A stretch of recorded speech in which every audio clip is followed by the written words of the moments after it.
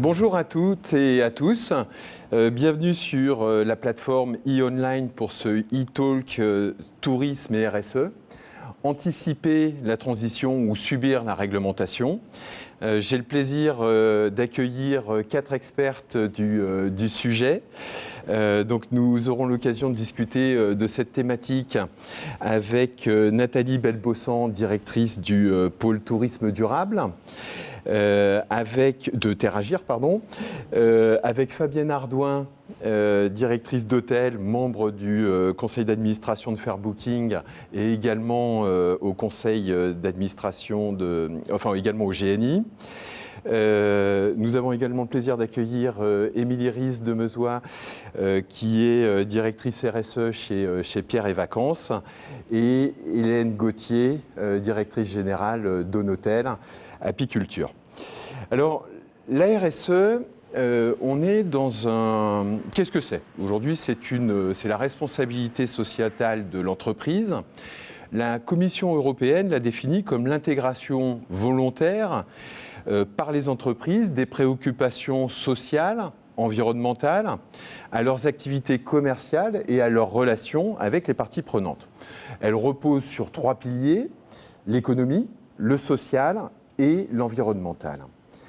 Pourquoi évoquer ce sujet aujourd'hui ? Il y a un certain nombre de raisons et le timing nous semblait propice. Dans le timing, on a cette crise du Covid qui a fait prendre un certain nombre de conscience, de bonnes habitudes également parfois, et de bonnes pratiques qu'on peut essayer de faire perdurer. Ça, c'est la première chose. La seconde, une bonne partie des aides gouvernementales qui vont être allouées aux différents secteurs dans le cadre de la reprise vont aussi être orientées vers ces bonnes pratiques en matière de développement durable. Un des enjeux de la reprise du Covid, et ça va être le cas effectivement beaucoup dans le secteur du tourisme et de l'hôtellerie, ça va être effectivement le capital humain. Et au-delà des questions de rémunération, d'emploi, on a aussi beaucoup une quête de sens de la part des salariés du secteur. Et donc c'est un point qui nous semble important à évoquer. Le client est lui-même de plus en plus attentif vis-à-vis de ces questions du développement durable. Et le client sous toutes ses formes. Le client dans sa dimension loisir, le client dans sa dimension entreprise, le client convention, le client congrès. Aujourd'hui, les palais des congrès sont soumis effectivement à répondre à une logique de développement durable et de RSE, sans quoi ils ne sont pas capables de candidater auprès de la tenue de certains congrès internationaux. Et ça va se décliner progressivement dans tous les acteurs de la filière et notamment la partie hôtellerie. Enfin, on a le décret tertiaire, aujourd'hui on est dedans, et donc ce décret tertiaire de la loi Elan sur des réductions effectivement de consommation énergétique du parc tertiaire, mais qui vient également affecter les hôtels, qui vont être sollicités dans cette démarche de réduction énergétique de moins 40% en 2030, moins 50% en 2040 et moins 60% en 2050 pour tous les établissements hôteliers de plus de 1000 m². Donc il y a un vrai sujet à anticiper dans une réglementation qui est déjà présente avec des horizons qui sont certes qui semblent lointains mais qu'il faut pouvoir engager. Et ils sont importants parce que les économies sur les exploitations, elles présentent des marges, certes, mais des marges qui peuvent être limitées. Et il y a les économies qu'on va devoir réaliser sur le bâti. Et là, ça va nécessiter des investissements, ça va nécessiter des travaux qui peuvent être plus structurels, plus lourds, d'où le besoin d'anticiper. Ça promet quelques belles discussions en matière de CAPEX entre les preneurs et les bailleurs. Et bien évidemment, ça aura une incidence sur la valorisation des actifs de plus en plus. Alors pour lancer cette discussion, je vous propose déjà dans un premier temps de réaliser un petit tour de table et que chacun puisse se présenter. Je propose de commencer avec vous, Nathalie Belbossan, Terragir. Alors Terragir, c'est une association reconnue d'intérêt général qui a été créée au début des années 80 et qui a pour mission l'éducation à l'environnement et surtout la mise en action de tous les acteurs de la société pour atteindre les 17 objectifs de développement durable de l'ONU. On fait partie d'un réseau international, celui des fondations pour l'éducation à l'environnement, qui est présent dans 77 pays et dont nous sommes le représentant en France. Et donc pour mettre en action les acteurs de la société, on déploie des programmes d'action.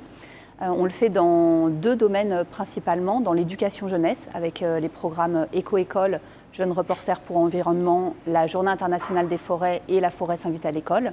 Et dans le domaine du tourisme durable, avec les pavillons bleus, la clé verte, dont on parlera aujourd'hui, et aussi à travers des actions transverses, puisqu'on contribue notamment à des groupes de travail au niveau de l'ADEME, à la commission tourisme durable du comité de filière tourisme, ou à des actions qui peuvent être lancées, comme l'initiative actuelle sur la consultation tourisme responsable, qui est disponible sur mec.org jusqu'au 20 juin et pour laquelle tout citoyen peut voter pour dire de quelle façon il pense qu'on devrait s'engager vers un tourisme durable.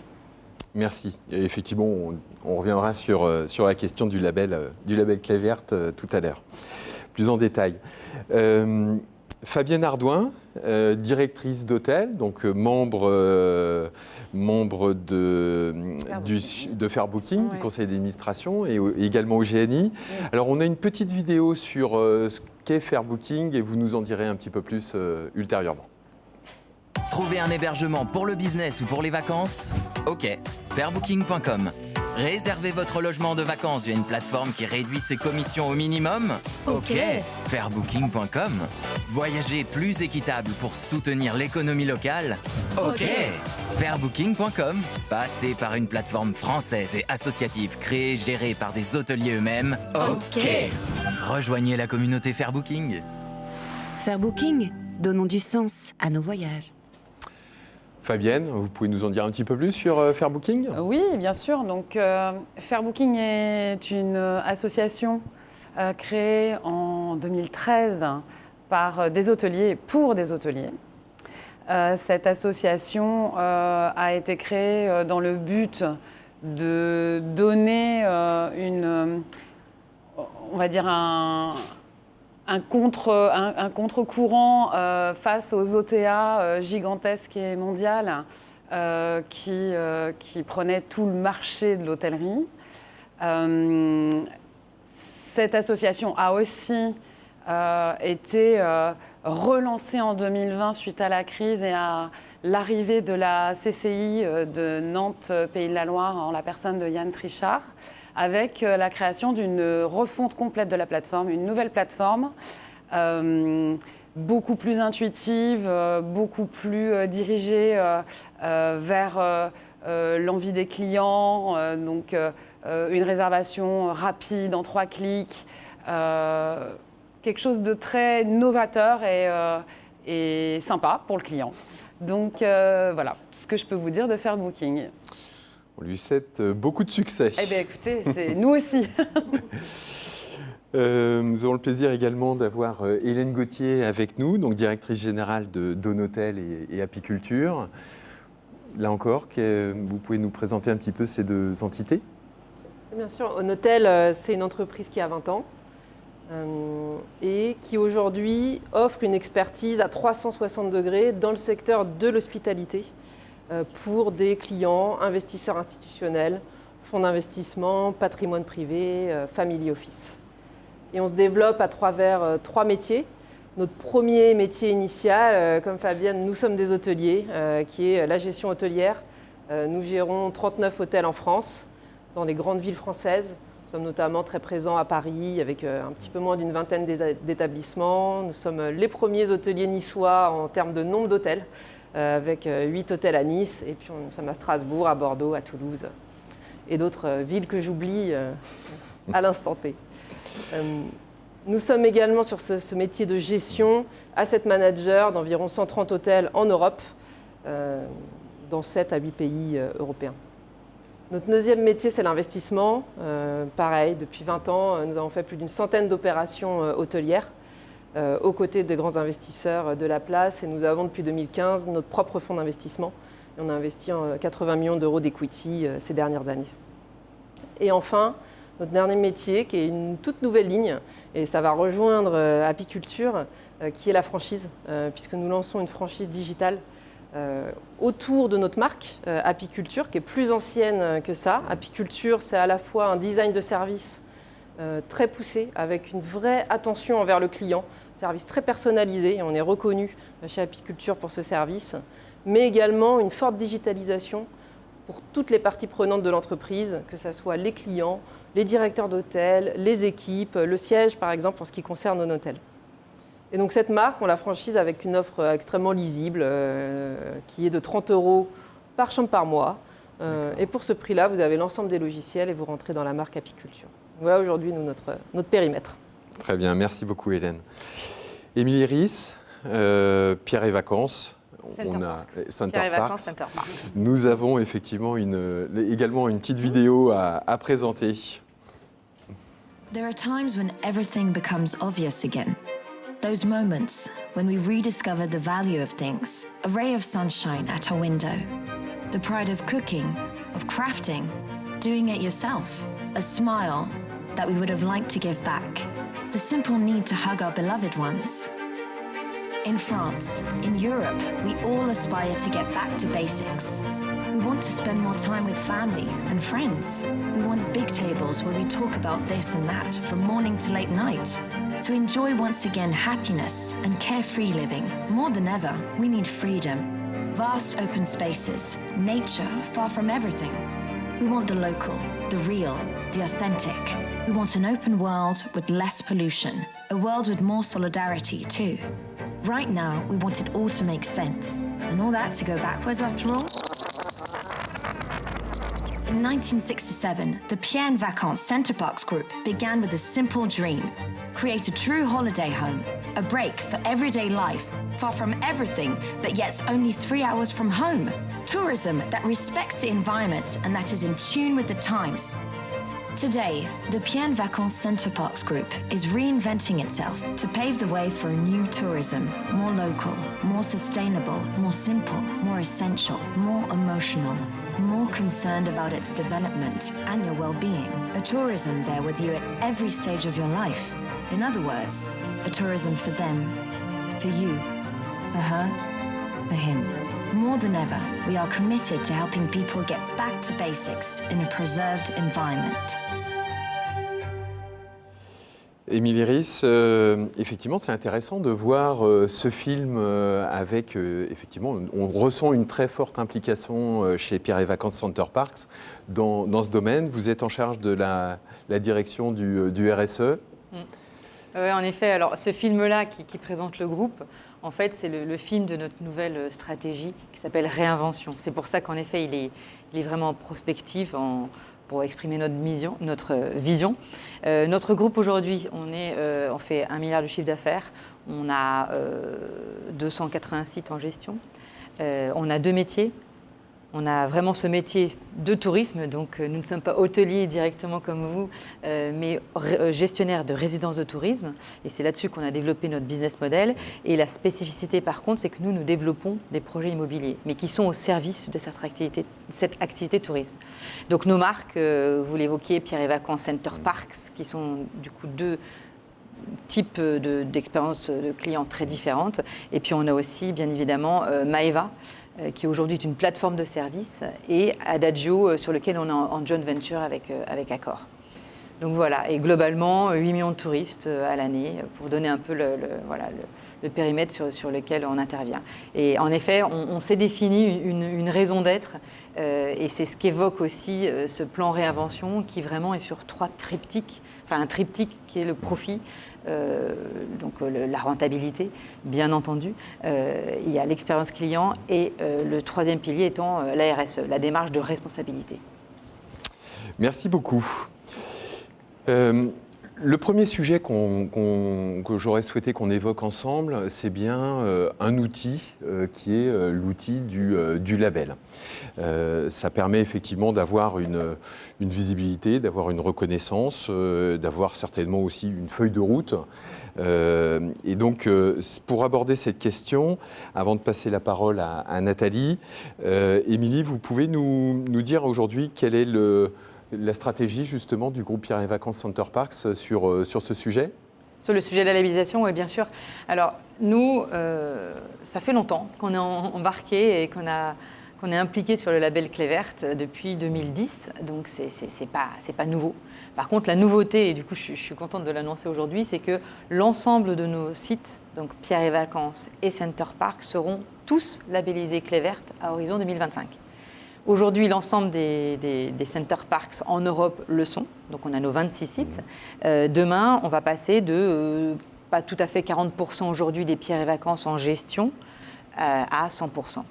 Et pourquoi en effet, on s'engage et on y croit, et ce n'est pas qu'une croyance, hein, on a vraiment un retour d'expérience, c'est qu'en fait, on s'est rendu compte à quel point un label, et en l'occurrence le label Clé Verte, était porteur. Le premier point, c'est c'est un label comme Clé Verte permet d'avoir des critères, donc c'est très opérationnel pour les équipes. Ce n'est pas la vision de la RSE dont on ne comprend pas les contours, c'est vraiment sur les sujets de achat local, de mobilité, de tri des déchets bien sûr, de consommation d'énergie bien sûr, une petite partie sur le bâti aussi, et demain une vision peut-être encore plus sociale. Et donc concrètement, pour nos équipes, elles savent comment le prendre par le menu, avec justement une granularité, une hiérarchie des actions qui sont, alors vous en parlerez mieux que moi, Nathalie, mais impératives à secondaire, en tout cas, ce n'est pas exactement le wording, mais vous le prendrez derrière moi. Mais l'idée, c'est de pouvoir embarquer en disant, voilà, comment je m'y prends ? Eh bien déjà, faites ce qui est impératif, parce que c'est faisable, c'est visible et ça a de l'impact. Et ce prisme-là est important quand même.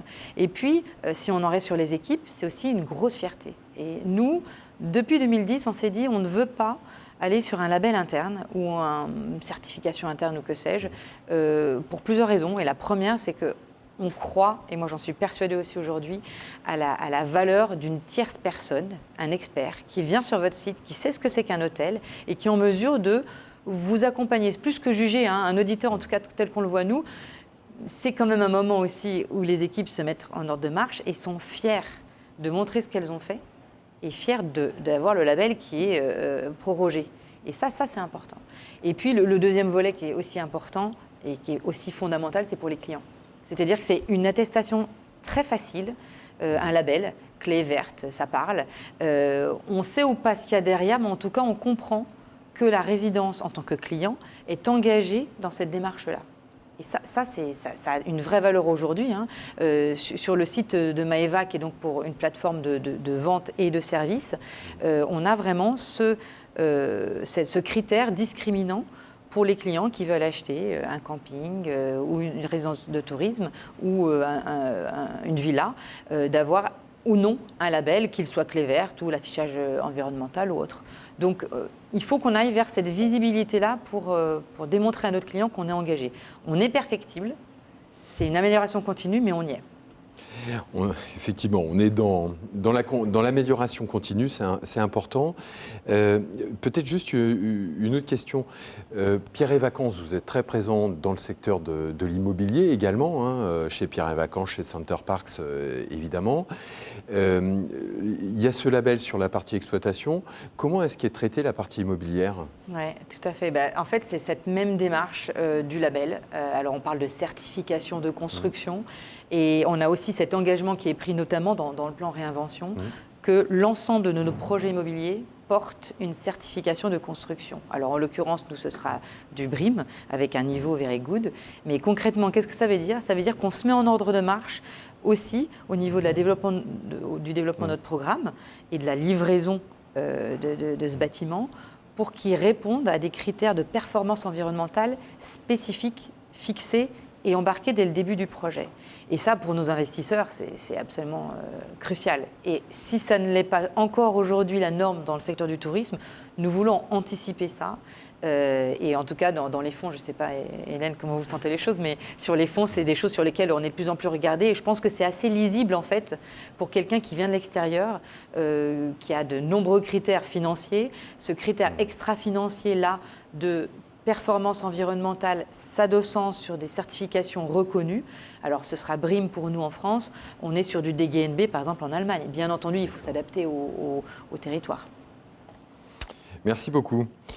Nathalie, Clé Verte, effectivement, je suis ravi d'apprendre que effectivement, le groupe C'est le Carré scoop du Vacances Center Moi Parks va. Donc c'est parfait. C'est un label qui a aussi beaucoup évolué du suivi effectivement que j'ai pu en faire et des échanges qu'on a pu avoir. En quoi est-ce que ce label peut accompagner les hôteliers dans la structuration de leur démarche en matière de développement durable ? Alors, il peut l'accompagner vraiment de différentes manières. Juste avant, je vais donner quelques informations sur le label Clé Verte pour ceux qui ne le connaissent pas. Donc, en France, le label Clé Verte aujourd'hui labellise 714 établissements, hébergements touristiques et restaurants. Et ce qui est intéressant, c'est que dans les hébergements touristiques, on s'adresse à tout type d'hébergements touristiques, des résidences de tourisme, des hôtels, des campings. On a des méthodes de labellisation qui sont adaptées selon les différentes typologies.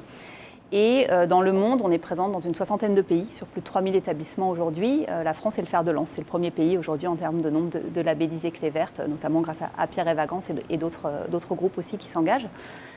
Et dans le label, en fait, ce qui est important pour nous, c'est effectivement d'accompagner ceux qui souhaitent s'engager de différentes manières. D'abord, le label, il comporte à peu près 100 à 120 critères selon les typologies d'établissements. Et ces critères, ce cahier des charges, c'est un peu comme un guide méthodologique pour finalement un établissement qui souhaite s'engager. On a 7 grandes thématiques pour travailler. On va travailler les questions d'énergie, les questions d'eau forcément, les questions de déchets, la formation du personnel qui est très importante pour que chacun sache dans son poste en fait quelle tâche vraiment il doit bien mener pour participer en fait à protéger l'environnement. Et on va le faire aussi au niveau des achats responsables et d'autres thématiques. Et dans chacune de ces thématiques, on va définir ce qui est en fait impératif et conseillé. Et donc finalement, pour quelqu'un qui souhaite s'engager, l'essentiel aujourd'hui, c'est de travailler d'abord sur les critères que nous, on considère comme impératifs. Et ces critères, en fait, ils viennent d'une réflexion qui est très importante à chaque fois qu'on renouvelle les critères, et ce sera le cas de nouveau en janvier 2022. En fait, on travaille avec les 60 pays concernés par le label, on consulte énormément de monde, on se veut toujours avant-gardiste et donc dans les nouveaux critères, on aura aussi des exigences, par exemple sur des labellisations qui peuvent concerner le bâtiment, sur des nouvelles constructions. Donc voilà, on va toujours de l'avant aussi pour anticiper. Et donc finalement, ce cahier des charges, c'est un guide méthodologique. Et qu'un établissement aille jusqu'au label Clé Verte ou qu'il s'arrête avant parce qu'il n'est pas au niveau, c'est quand même un outil qu'il peut prendre en main. Sur la plateforme professionnelle du label Clé Verte, l'inscription est gratuite. Donc n'importe quel établissement peut aller faire son autodiagnostic, voir où il en est et décider d'agir ou pas en utilisant les outils qu'on met à sa disposition sur notre plateforme. Donc ça, c'est vraiment la partie, on va dire, cahier des charges. Après, une partie qui est importante, c'est l'accompagnement humain. Donc un établissement qui souhaite s'engager, à partir du moment où il est candidat au label Clé Verte, il va être en interaction nombreuse avec nos équipes. Alors il y a déjà nos auditeurs qui sont pour nous des auditeurs conseils, c'est une spécificité qu'on revendique et qui du coup quand ils viennent dans l'établissement analysent de façon objective si chaque critère est respecté ou pas. Mais pour chaque critère non respecté, va apporter un conseil, va expliquer ce qu'il faut faire. Et ensuite, il passe le relais à nos équipes au siège, nos chargés de mission permanentes, qui vont accompagner l'établissement pendant plusieurs mois pour que son dossier soit du meilleur niveau possible pour la présentation au jury.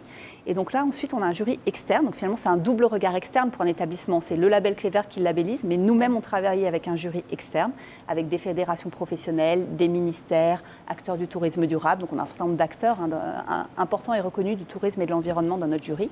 Et c'est ce jury qui va labelliser ou pas et formuler aussi des recommandations pour que l'établissement se mette dans une logique d'amélioration continue. Pour nous, c'est très important. Le label Clé Verte n'est pas figé sur un instant T. En fait, finalement, c'est le début d'une démarche. Et tous nos critères conseillés permettent aux établissements de progresser d'année en année.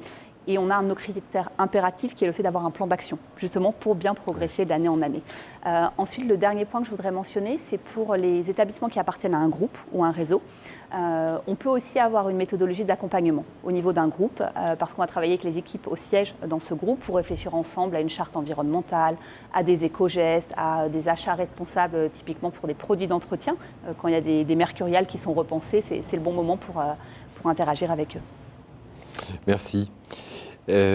Hélène, chez Apiculture, vous avez pris un chemin un petit peu différent. Est-ce que vous pouvez nous en parler ?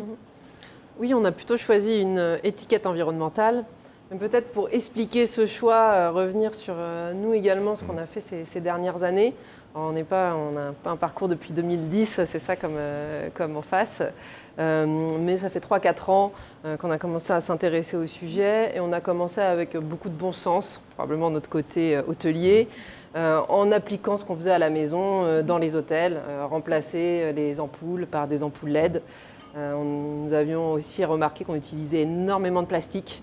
On accueille 1 million de clients par an à peu près dans le groupe et on utilisait 3-4 millions de bouteilles plastiques par an, notamment avec tout ce qui était autour du gel douche, du shampoing, les mini-doses qui se multipliaient par nombre de clients et par nuit. On a attaqué ces sujets assez simplement et si je reprends le shampoing, le gel douche, aujourd'hui on utilise 50 000 bouteilles dans le groupe par an. En ayant mis tout simplement pareil, encore une fois, ce qu'on a chez nous, le distributeur de savon, de gel douche, etc. Et si, mais je crois qu'on en parle après du ROI du projet, mais en plus, c'est des projets finalement qui sont écologiques, mais assez économiques, parce que même si on a renforcé, on a de meilleurs produits aujourd'hui que ce qu'on avait avant. On a choisi un produit unique dans le groupe, qui est de meilleure qualité. On peut aller vers des marques, et notamment des marques commerce équitable. En tout cas, notre choix s'est porté vers le commerce équitable. Donc des meilleurs produits, moins cher, moins de plastique. Donc que du bon finalement à se lancer dans ce type de démarche. Donc voilà, donc, pas mal de bon sens. Et puis l'année dernière, on a eu envie finalement que ces bonnes pratiques, on s'est posé la question de comment on peut les faire reconnaître par le client, parce que la communication au client, c'est un sujet clé. Donc essayer de trouver un label ou en tout cas un moyen de lui faire savoir qu'ici on fait des choses et on essaye de changer les choses et d'améliorer les choses.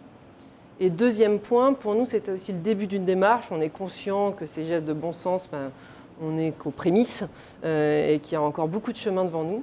Donc ça nous permettait d'avoir un référentiel pour pouvoir, et c'est ce que vous évoquiez, pour pouvoir derrière avancer, construire des plans d'action, s'améliorer.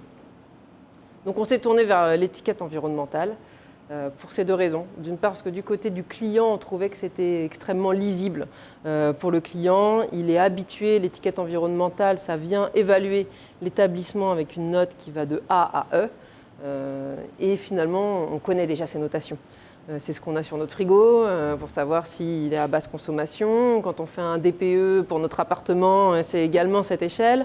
Et même sur d'autres sujets, un Nutri-Score pour savoir si sa pizza elle est A ou D, et ben finalement c'est la même échelle. Donc on trouvait ça très lisible pour le client. Donc c'est pour ça, c'était vraiment le premier critère qui faisait qu'on s'est tourné là-dessus. Et deuxième point, et les labels, c'est très bien. Je pense qu'on viendra d'ailleurs compléter cette démarche de labels. Mais pour un premier temps, ça nous permettait d'axer notre plan d'action sur ce qu'on voulait. Je trouve les labels, voilà, il y a des critères. C'est un petit peu, vous me contredirez peut-être parce que c'est blanc ou noir. Là, ça nous permet de dire, tiens, si en fait nous, c'est plutôt avoir que des produits écolabellisés, et c'est vraiment, on veut aller là-dessus, le sourcing local durable, nous permettait d'améliorer finalement nos notes, sans pour autant s'attaquer à l'intégralité des sujets, mais les séquencer, avancer, et ça nous plaisait. Et l'individualiser également hôtel par hôtel, parce que finalement on s'est lancé sur les 39 hôtels, on a rempli les informations et on était plutôt agréablement surpris. On est classé entre A et D avec un seul D, donc plutôt entre A et C, et puis je parlerai du D après. Donc plutôt une bonne surprise pour un début, quelques A. Donc c'était super. Donc maintenant l'objectif c'est d'avoir que des A et des B. Et puis sur le D, par exemple, on va se l'adresser très spécifiquement. Il s'agit d'un hôtel avec un spa, une piscine, voilà, ce type d'installation. Donc on comprend bien que c'est atypique dans notre parc. Et il va falloir qu'on regarde spécifiquement ce sujet-là. Mais c'est ce qui est intéressant justement, je trouve, dans cette démarche d'étiquette ou affichage environnemental, comme on l'appelle. Nous, on s'est lancé là-dessus sur les campings Maeva, donc la marque Maeva qui est une plateforme de service, mais également qui développe une gamme de camping. Et l'idée, c'est justement comment est-ce qu'on embarque cette notion de quelle est en fait, c'est l'escalier, quoi, quelle est la première marche. Et celle-ci, en fait, est très opérationnelle. Il s'agit de reprendre en premier temps ses factures. Il s'agit après d'avoir ce scoring qui est facilement compréhensible, comme vous dites. Et c'est vrai que chez nous, c'est ce même retour d'expérience. C'est comment est-ce qu'on va y aller ? Eh bien, on y va déjà par là. Et ce qui est malin, c'est que ça allie aussi, c'est vraiment la phase immergée de l'iceberg, mais en tout cas, ça allie ces sujets les plus importants, ça rend visible et ça décrypte avec cette note de A à D. Donc, c'est une très bonne première étape, je pense, et très complémentaire en tout cas. Ouais. Merci. Un des enjeux de cette reprise post-Covid, je le disais en introduction, ça va être la dimension sociale de cette partie du RSE. Dans un groupe, effectivement, tel que Pierre et Vacances, comment est-ce qu'on appréhende le pilier social avec ce volume en termes d'effectifs, que ce soit dans les résidences ou dans les center parks ? Nous, le volet social, alors si on doit faire référence à la période actuelle, c'est déjà évidemment de garder nos équipes, et ça a été une période absolument terrifiante, ce qui nous est tombé dessus là depuis mars 2020. Là, on rouvre nos sites, les équipes sont de retour. Donc le premier volet social, c'est comment est-ce qu'on a gardé le contact pendant cette période qui était hyper difficile.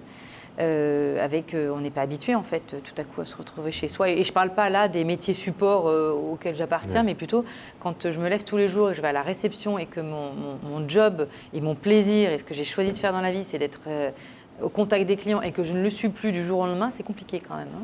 Et puis ça dépend de son milieu social, ça dépend de son environnement social en tout cas. Donc le premier point, pas pour nous, et je pense que c'est probablement aussi votre cas en tant qu'hôtelier, c'est on remotive. On remet aussi la qualité de service, le client au centre de tout ça. Donc ça, c'est le premier point. Après, d'une façon plus globale, nous, sur la dimension sociale de notre volet dit RSE, donc de responsabilité d'entreprise, il se porte beaucoup en fait sur ce qu'on peut reprocher, à juste titre, au secteur du tourisme, c'est-à-dire potentiellement des emplois qui peuvent être vus comme précaires parce que peu d'heures. Nous, nos personnels de ménage, en effet, jusqu'à il y a peu de temps, faisaient parfois 9 heures semaine. Alors avec la flexibilité qu'on a mis en place, avec des arrivées qui peuvent se faire maintenant tous les jours, notamment chez Center Parks, ça a fait bouger ce modèle-là. Mais on a quand même cette responsabilité-là de se dire comment est-ce qu'on gère cette possible précarité. Et puis, il y a le sujet aussi des saisonniers. Donc ça, c'est des sujets qu'on adresse. Et par exemple, sur le sujet de ces faibles horaires semaine, quand on développe des sites, on essaie de trouver soit sur notre site, soit avec des partenaires ailleurs, des contrats qui puissent faire en sorte que les gens aient plus d'horaires au final. Ça fonctionne ou pas. En fait, nous, on le propose, et on s'est rendu compte que souvent, ce n'était pas forcément les collaborateurs ou les futurs collaborateurs adhéraient plus ou moins. Donc, ça montre bien que ça répond peut-être aussi à un besoin personnel de ce type d'heure. Et puis, l'autre sujet, c'est les saisonniers. Et donc, les saisonniers, c'est hyper important parce que ça fait partie en tout cas chez Pierre et Vacances, on a un nombre important de saisonniers. Et ce qu'on fait, c'est déjà, la première chose, c'était de suivre le taux de retour de ces saisonniers pour mieux les piloter.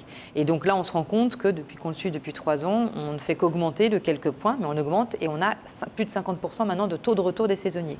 Et qu'est-ce que ça veut dire, ça ? Ça veut dire que ce qu'on a réussi à mettre en place avec eux, c'est cette relation de confiance, et on mise sur eux, on forme, et ce qu'on veut du coup faire, c'est la promesse qu'on leur fait et qu'on essaie de tenir, je pense qu'on tient avec ce taux-là, c'est qu'un parcours chez nous, un passage chez nous, c'est un parcours professionnalisant. Ils vont être formés, et surtout, par exemple, et je citais spécifiquement cet exemple parce que ça n'existait pas avant, on s'est rendu compte à quel point c'était important de faire un feedback, de faire un entretien d'évaluation de fin de saison. Parce que ce n'est pas le tout de mettre les personnes aptes, de les former, de les orienter sur le client, mais qu'est-ce qui se passe après pour eux. Et ça nous permet, nous aussi, d'avoir un vivier de personnel, et puis eux, d'avoir un feedback. Donc ça fait partie de plein de choses, en plus j'ai envie de dire, des autres éléments que sont l'hébergement potentiellement, selon les sites, et puis la mutuelle, etc. Mais c'est un tout, en fait. Donc le social, pour nous, c'est ça. Après, je pourrais vous parler de l'équité homme-femme, plein de choses, mais enfin, aujourd'hui, elle est bien représentée, en tout cas. Exceptionnellement, j'essaye de faire des efforts, mais ce n'est pas toujours évident, malheureusement. Tu ne dois pas être assez fort. Hélène, lors de notre échange, effectivement, on avait parlé de la question du sens. Par où est-ce que ça passe chez vous Nous, on est des hôteliers, donc forcément, la relation humaine, l'humain, c'est au centre de notre métier. Et en plus, on a créé une marque qui s'appelle Apiculture. Donc, on s'est mis une double pression, parce qu'à l'apiculture, pour rendre les clients heureux, il faut avoir des équipes également heureuses d'être là, de leur métier, sinon ça ne fonctionne pas. Et quand on a créé Apiculture, en 2016, Et on vivait évidemment, comme aujourd'hui, c'est marrant, une crise hôtelière assez forte suite aux attentats. Et puis on était disrupté par un nouvel entrant, Airbnb, en tout cas un nouvel entrant sur notre marché très parisien.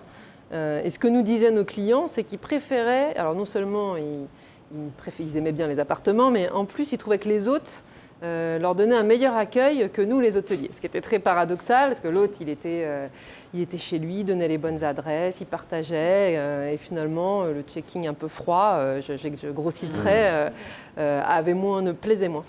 Et on trouvait ça totalement contradictoire avec ce qu'on faisait au regard, vu que nous on était 24 heures sur l'hôtel, on avait quand même un panel de services plus large, aussi bien dans la temporalité que dans les expériences de nos équipes. Donc on s'est dit qu'il fallait absolument qu'on investisse sur l'humain et sur nos équipes pour pouvoir se mettre à niveau et même dépasser finalement ce ressenti et devenir des hôtes et pas seulement des réceptionnistes et des femmes de chambre.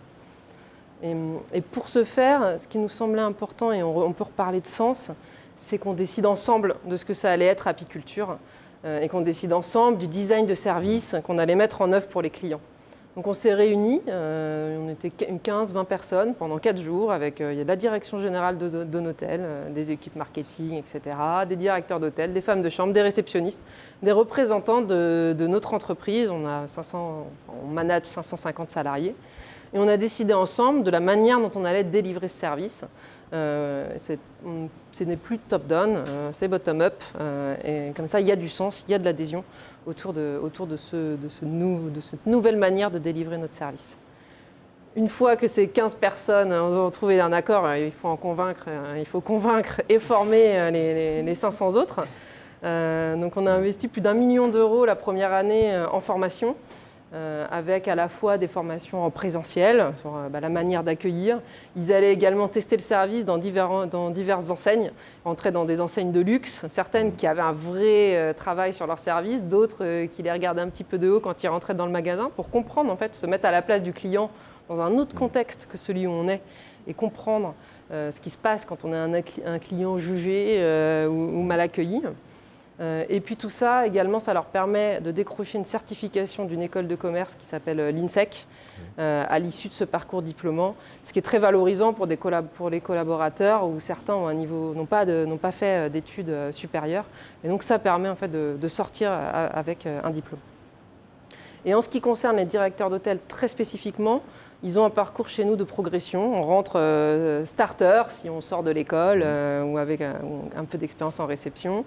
Et on finit expert avec, pendant cette période-là, donc il y a quatre niveaux, à la fois des améliorations de rémunération, des formations, mais aussi un rôle dans la prise de décision dans l'entreprise. Aujourd'hui, nous ne prenons pas de décisions qui impactent les hôtels sans notre comité d'hôteliers experts. On co-construit ce que nous faisons dans les hôtels. Et quand on vient de traverser une période d'1 an comme le Covid, la communication avec les équipes, c'est essentiel. Prendre les décisions ensemble, c'est important. Et on voit, ils sont de retour d'ailleurs. C'est bon signe. Ils sont de retour également chez vous, Fabienne, dans vos établissements ? Oui, tout le monde est là. Ouais. Tout le monde est là. J'ai beaucoup communiqué, en effet, avec les équipes pendant cette période un peu compliquée. Ça allait du groupe WhatsApp aux petites vidéos. En plus, on a eu des naissances pendant la période, donc c'était sympa. Voilà. On a pu avoir des échanges de photos. Moi, j'ai des équipes qui sont avec moi depuis très longtemps. Alors, en effet, je suis très attachée. Je suis un peu la maman dans toute cette petite maison. Je suis attachée à mon personnel. Ma porte est toujours ouverte. Ils savent qu'ils peuvent venir me parler de tout sujet.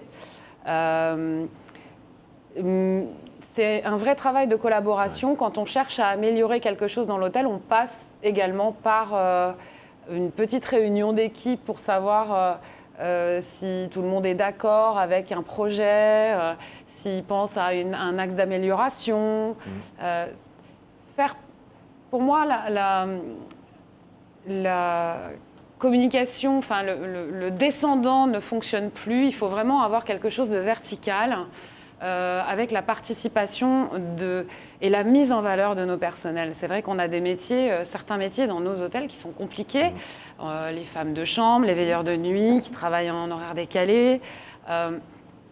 leur donner la possibilité de partager leurs expériences et de donner leurs avis. Et c'est important pour eux. C'est important pour nous parce que même si moi j'ai aussi commencé tout en bas avant de diriger les hôtels, donc je sais ce que c'est que de faire une chambre et d'être veilleur de nuit, c'est pas le cas de toutes les équipes. Donc moi mes équipes par exemple en réception elles tournent, elles vont faire des chambres. La première chose quand quelqu'un intègre l'hôtel c'est il va faire une journée avec une femme de chambre. Parce que c'est lui qui va faire le planning à la réception et qu'il a besoin de savoir comment ça se passe dans les étages avant de lui donner 20 départs à faire. Oui. Voilà. Donc la communication pour moi c'est la base et puis l'échange et puis c'est vrai que moi j'aime la fête donc il y a toujours une occasion pour boire un verre et pour discuter et ça se ressent énormément au niveau des clients, les clients nous le disent, on se sent comme à la maison parce qu'il y a une très bonne ambiance à l'intérieur de l'établissement. Et pardon. C'est un point important dans ce que vous dites, qui est, dites j'ai commencé à la réception et puis aujourd'hui je suis directrice d'hôtel et qu'on oublie parfois dans l'hôtellerie ou les résidences, c'est que c'est vrai que c'est des métiers difficiles, mais c'est aussi encore un des secteurs où il y a une vraie mobilité interne.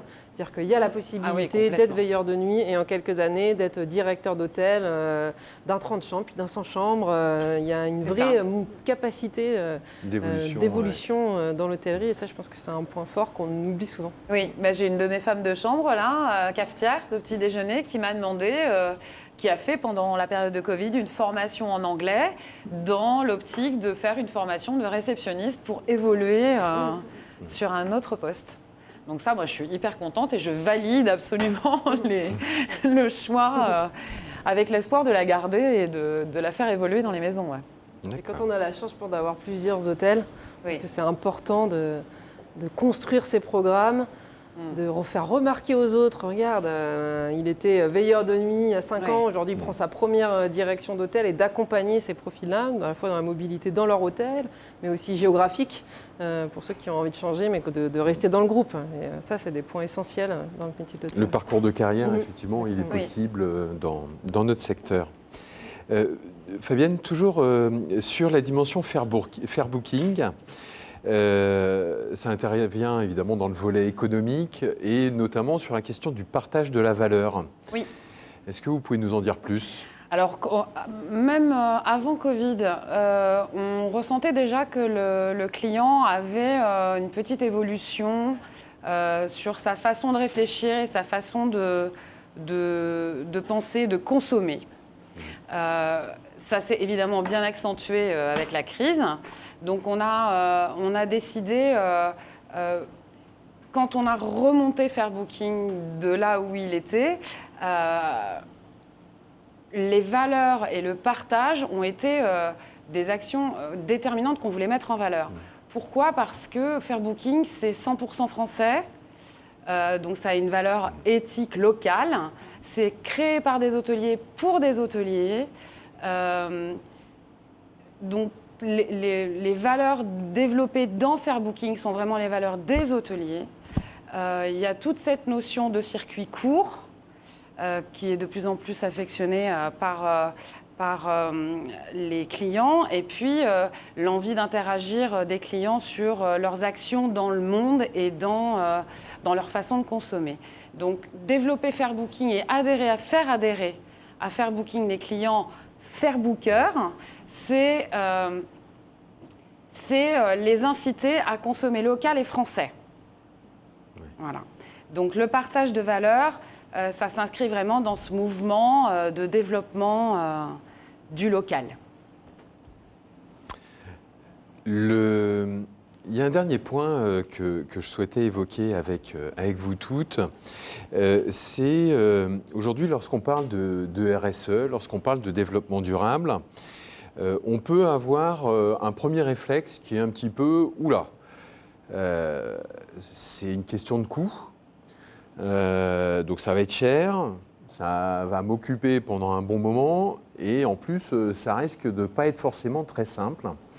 Et donc ces trois freins, c'est des éléments effectivement, sur lesquels moi-même j'ai eu l'occasion d'échanger avec quelques hôteliers depuis un petit moment. Et c'était des freins que j'avais au début et que je tend à toujours percevoir aujourd'hui chez les hôteliers. Comment est-ce que vous le percevez? Vous parliez tout à l'heure, Hélène, de retour sur investissement. Comment est-ce que vous voyez les choses, vous qui avez travaillé sur cette question? Alors, je pense que c'est vrai que ça prend du temps. Je ne peux pas aller à l'encontre de ce que vous venez de dire. En revanche, je pense que le retour sur investissement, il est assez rapide. En tout cas, en ce qui concerne, je peux parler que de ce qu'on a fait. Donc, en ce qui concerne tout ce qui va être les sujets liés à l'exploitation de l'hôtel. Je donne un exemple très concret. On a mis en place une politique sans papier. Alors, interdit d'imprimer, ou vraiment que ce qui est très urgent. Alors qu'avant, il y avait des pratiques qui se transmettaient de réception en réception pour des raisons que j'ignore, qui consistaient à imprimer l'intégralité des réservations, y compris des réservations qui parfois font 7-8 pages. Donc dans un 100 chambres, par exemple, qu'on peut avoir à Aix, on utilisait 8 000 € de cartouches d'encre par an, de consommables de cartouches d'encre par an pour ce sujet-là. Et passer, donc en fait, assez rapidement, donc ça demande des formations, il faut expliquer comment on va travailler maintenant. Mais sinon, assez rapidement, on en voit le retour sur investissement. Je pense qu'il y a effectivement pas mal de retours sur investissement. Cet exemple est très bon, celui des distributeurs de savon également. C'est le cas également sur l'eau, quand on met en place des mesures qui permettent de contrôler le débit d'eau des douches tout en gardant une bonne qualité de pression, je tiens à le dire, ça ne s'oppose pas. On peut très facilement économiser 50 litres d'eau par nuitée. C'est vraiment très très rapide en fait. Donc après, il n'y a plus qu'à convertir sur sa facture. Quand on met en place un relamping complet, on passe au LED, on peut avoir une baisse de la facture sur la partie vraiment éclairage qui est de l'ordre de 70-80% aussi très rapidement. Donc en fait, il y a beaucoup de domaines sur lesquels on va réussir à faire baisser les charges d'exploitation et donc relier les enjeux économiques en fait, de l'hôtelier, c'est normal, puisqu'il a ce prisme-là qui est important. Après, sur la dimension économique, il y a aussi la partie clientèle. Aujourd'hui, sur la clientèle loisir, on a une étude de 2019 qui montre que 87% des gens affirment vouloir voyager de manière responsable. Donc là, on est vraiment sur la problématique de captation de clientèle, de pouvoir se prévaloir d'actions qu'on fait pour leur montrer qu'on est responsable au sein de son établissement et donc ils font un bon choix en venant chez nous. Sur la clientèle affaires, c'est ce que vous disiez pour les congrès, mais c'est le cas aussi pour des séminaires. De plus en plus en fait, de cahiers des charges de séminaires imposent en fait des démarches environnementales et le fait de pouvoir afficher un label, c'est cocher la case immédiatement. Donc sur la partie clientèle aussi, c'est vraiment important. Et après, dans ce qui est retour sur investissement, dans le côté humain, social, un personnel qui est heureux, qui est satisfait d'être dans un établissement parce que cet établissement prend soin de lui aussi. Quand on met en place des critères clés vertes, par exemple, on exige des produits d'entretien sains pour la santé du client et du personnel. Ça veut dire que les femmes de chambre, toute la journée, elles manipulent des produits qui ne sont pas nocifs pour elles. Le personnel qui se charge de l'entretien extérieur, c'est pareil, ce sont des produits qui sont sains pour sa santé. Ça, c'est important aussi, cet investissement, on va dire, sur les équipes, sur les ressources humaines. Et aussi le fait de pouvoir mener des beaux projets avec eux.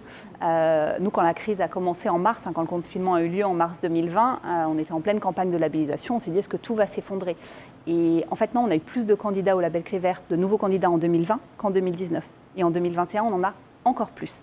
Parce qu'en fait, c'est des beaux projets qui sont fédérateurs pour les équipes. On parlait, alors déjà, il y avait les occupés pour tous ceux qui étaient au chômage partiel, qui étaient un petit peu aussi démunis sur comment s'occuper dans la journée. Et puis, il y a le fait de pouvoir fêter, construire quelque chose ensemble, fêter quelque chose ensemble. Au moment où le jury passe, ils nous ont appelés, c'était champagne. Enfin, voilà, donc il y a aussi créer ce beau moment et investir dans l'humain aussi. Alors, ce n'était pas Fabienne, mais on sait qu'au moment du jury, on a des petits coups de fil. Alors, la réponse, voilà, c'est pour quand? Voilà. Non, mais ça, pour moi, c'est crucial. C'est-à-dire qu'il faut passer de l'écologie punitive, où on y va avec des pieds de plomb en se disant la prochaine réglementation qui va me tomber dessus, etc. C'est compliqué. En effet, le décret tertiaire, ça va nécessiter de se poser 2-3 minutes dessus, c'est clair.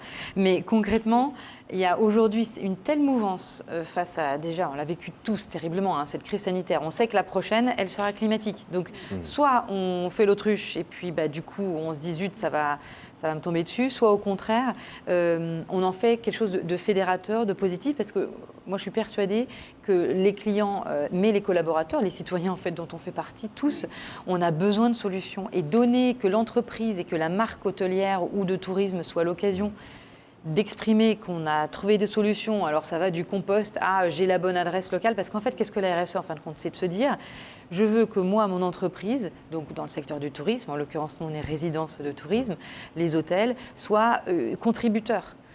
Nous on s'est fixé 3 objectifs, c'est on fait notre transition écologique, On veut être le lieu, la marque du consommer mieux. Donc voilà, vous le disiez, à proposer des bons produits d'entretien, mais aussi pour les clients.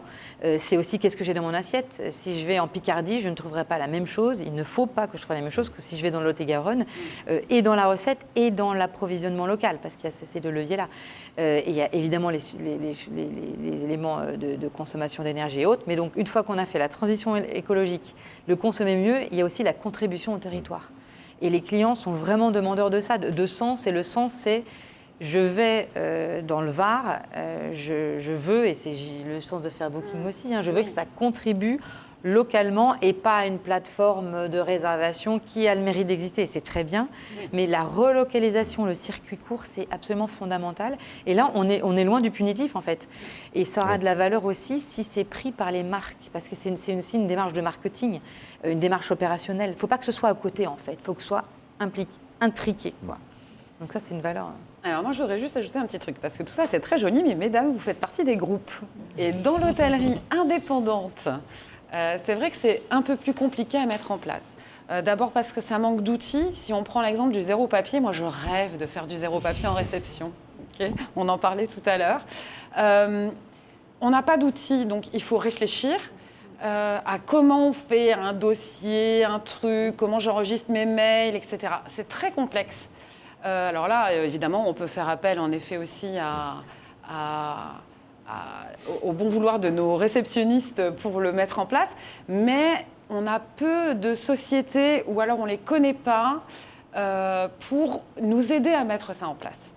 Donc si on avait peut-être plus de... Alors ça, c'est ce que je cherche à faire avec ma commission au GNI, c'est de donner des outils à tous ces hôtels indépendants pour développer une partie justement du zéro papier, du biodéchet, etc., etc., etc.